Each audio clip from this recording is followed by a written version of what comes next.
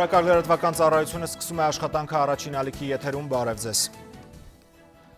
Արցախյան առաջնագծում պայմանագրային զինծառայողը զոհվել անցած գիշեր հակառակորդի դիպուկահարից մահացու վիրավորում է ստացել 21-ամյա Կարեն Մարատի Ուլուբաբյանը։ Թշնամին հայ դիրքապահների ուղղությամբ ամբողջ գիշերվա ընթացքում ինտենսիվ կրակել է հիմնականում դիպուկահար հրացաններից, նաև ականանետից։ Պաշտպանության բանակը պատասխանել է նախահարձակ հակառակորդին։ Մարտակերտի շրջանի Սեյսուլան գյուղի մոտակայքում վաղը ԵԱԿ գործող նախագահի անձնական ներկայացուցիչները պլանային դիտարկման են դուրս գալու։ Արցախի իշխանությունը հայտնել է, որ պատրաստ է ապահովել ԵԱԿ առաքելության անդամների անվտանգությունը։ Հայկական վերածնունդ կուսակցությունը ընտրություններին կմասնակցի ամենայն հավանականությամբ միայնակ կանանց միության համագումարում, ասել է կուսակցության նախագահ Արտուր Բաղդասարյանը։ Վերջնական որոշումը կկայացվի 20 օր հետո կուսակցության համագումարում։ Ընտրապայքարում հայկական վերածնունդը հավակնում է լավ արդյունքների։ Ես մեր շանսերը գնահատում եմ փայլուն, եւ որովհետեւ մենք մեր հանրությանը ներկայացնելու ենք մրցունակ գաղափարներ, մենք հասարակությանը չենք տանելու թշնամության, ատելության, այլ տանելու ենք համախմբման, կոնսոլիդացիայի, հանուն մեր երկիրը այս վիճակից դուրս բերելու գաղափարի ճանապարհով։ Վարուր Հայրիկյանի գլխավորած ազգային ինքնորոշում միավորումը միացել է Սերյան Օհանյան, Արամ Սարգսյան, Վիկտոր Դալաքյան և Վարդան Օսկանյան նախընտրական համագործակցությանը Facebook-յան իր էջում գրել է Վարուր Հայրիկյանը։ Նա տեղեկացրել է, որ որոշմանը կողմ են արտահայտվել ԱԻՄ-ի ղեկավար մարմնի 19 անդամները, 2-ը դեմ են եղել։ Արդարադատության նախարարության վերահսկողական ծառայության ներկայացուցիչները այսօր այցելել են Նուբարաշեն քրեակատարողական հիմնարկ։ Այստեղ ստուգվում են մամուլում տարածված տեղեկությունները, որ 3 դատապարտյալներ բողոքելով իրենց այլ խցեր տեղափոխելու որոշման դեմ ինքնավնասվել են և կտրած ծակած վերքերով տեղափոխվել Էրեբունի բժշկական կենտրոն։ Բուժօգնություն ստանալուց հետո նրանց տարել են Նուբարաշեն։ Դատապարտյալները դժգոհել են նաև, թե հիմնարկի աշխատակիցները իրենց նկատմամբ բռնություն են գործադրել։ Բռնության դեպք չի եղել, վստահեցրել են կատարողական վարչությունից։ Միջազգային լրոսից Ֆրանսիայում ձախերի կուսակցությունը որոշում է, թե ով է ներկայացնելու սոցիալիստներին Գարնանը կայանալիք նախագահական ընտրություններում։ Արդեն հայտնի են առաջին փուլի հաղթողները, 2 թեկնածուները, սպասվում է ևս մեկ ընտրություն։ Ֆրանսիայում կայացել է նախագահական ընտրությունների ձախերի պրայմերիզի առաջին փուլը։ Նախնական տվյալների համաձայն երկրորդ փուլ են անցել երկրի կրթության նախկին նախարար Բենուա Ամոնն ու նախկին վարչապետ Մանուել Վալսը, երկուսն էլ սոցիալիստական կուսակցությունից։ Ընտրությանը մասնակցել է 2 միլիոն մարդ։ Ամոնի օգտին է քվեարկել նրանց 35.2, իսկ կառավարության նախկին ղեկավարի օգտին 31.5%-ը։ Ընդհանուր առմամբ պրայմերիզին մասնակցել է 7 քաղաքական գործիչ։ Երրորդ հորիզոնականում քվեների 18%-ով հանգրվանել է էկոնոմիկայի նախկին նախարար Արնո Մոնտեբուրը։ Ֆրանսիայի նախագահական ընտրություններում ձախերի ներկայացուցիչը կորոշվի հաջորդ շաբաթ, պրայմերիզի երկրորդ փուլից հետո։ Ակնկալվում է, որ երկրի գործող եւ նախկին նախագահներ Օլանդի եւ Սարկոզիի բացակայությամբ ձախերի թեկնածուի հիմնական մրցակիցները կդառնան հանրապետական Ֆրանսուଆ Ֆիյոնն ու ազգային ճակատի ներկայացուցիչ Մարին Լպենը։ Ֆրանսիայի 5-րդ հանրապետության 11-րդ նախագահի անունը պարզ կդառնա մայիսի 7-ին։ Հարություն Արզումանյան, օրակարգ։ Ղազախստանի մայրաքաղաք Աստանայում մեկնարկում են Սիրիայի հարցով բանակցությունները, կլոր սեղանի շուրջ են հավաքվում Ռուսաստանի, Թուրքիայի և Իրանի դիվանագետները, ինչպես նաև Սիրիայի կառավարության և զինված ընդդիմության ներկայացուցիչները։ Ընդ որում զինյալների շահերը պաշտպանում են 1 տասնյակ խմբավորումների անդամներ, որոնք ընդհանուր առաջնորդ չունեն։ Դոնալդ Թրամփի երթմնակալությանը հաջորդող օրերին Միացյալ Նահանգների փողոցները ողողել են ամերիկուհիները, կանանց իրավունքների պաշտպանության քայլարշավին Վաշինգտոնում մասնակցել են հոլիվուդյան աստղեր։ Երգչուհի Մադոննան էլ հավաքի ժամանակ սպառնացել է պայթեցնել Սպիտակ տունը, ապա հայհոյել է Դոնալդ Թրամփին։ Հեռուստաընկերությունները ստիպված են եղել դադարեցնել ուղիղ եթերը։ Հրեշտակների քաղաքում կանանց երթին հետևել է Լիլիթ Սեթրակյանը։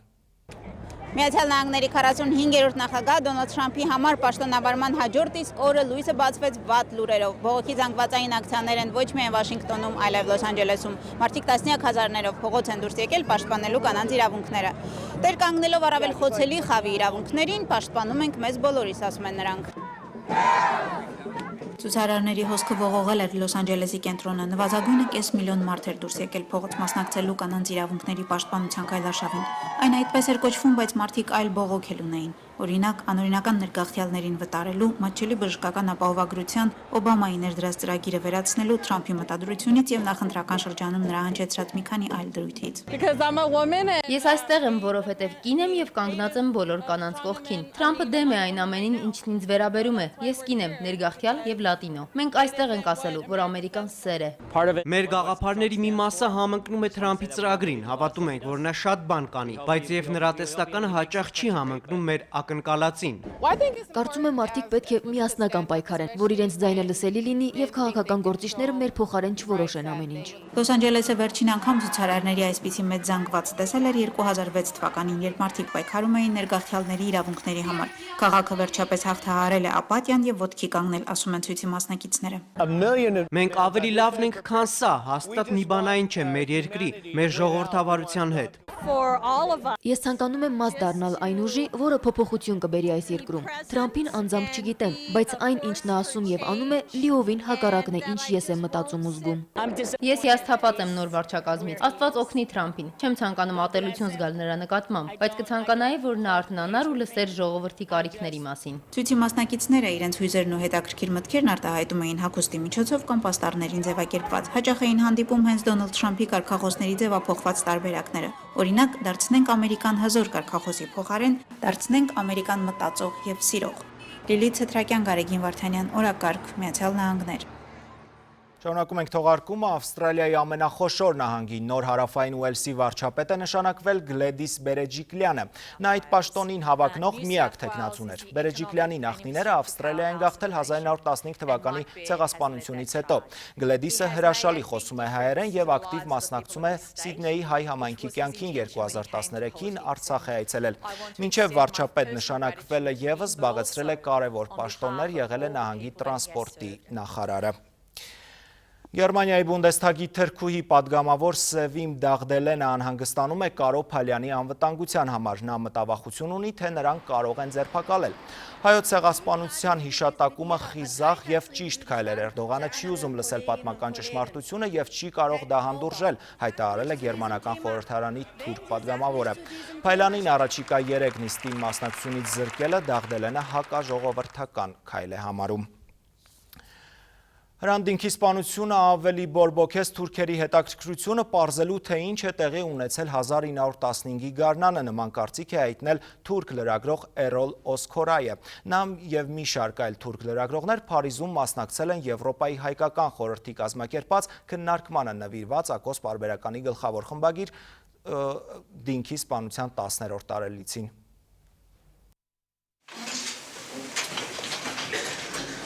Թուրքիայի հայերը պետք է փոխեն իրենց անունը, թաքցնեն ինքնությունը եւ լռեն։ Հրանտ Դինքը միակն էր, որը բացահայտ խոսում էր հայի ինքնության եւ հայոց ցեղասպանության մասին։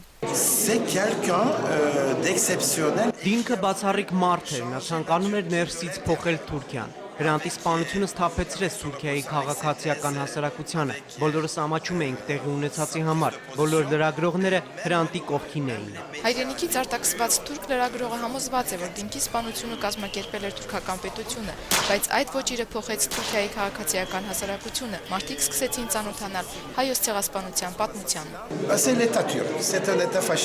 Թուրքիան ավտորիտար երկիր է, որտեղ իշխում է ֆաշիզմը։ Հրանտի դիրքորոշումները նրանց դուր չէին գալիս եւ նրան պարզապես սպանեցին։ Հայտնի թուրք հրատարակիչ եւ իրավապաշտպան Ռագիբ Զարաքոլուի բնորոշմամբ Հրանտն իր կյանքով եւ գործունեությամբ փորձում էր փոխել Թուրքիան, սակայն միայն իր մահով կարողացավ դա անել։ Նա ցանկանում էր հարթել Հայաստանի եւ Թուրքիայի հարաբերությունները, վստահ լինելով, որ այդպիսով ցեղասպանության հարցը ինքնին կլուծվի։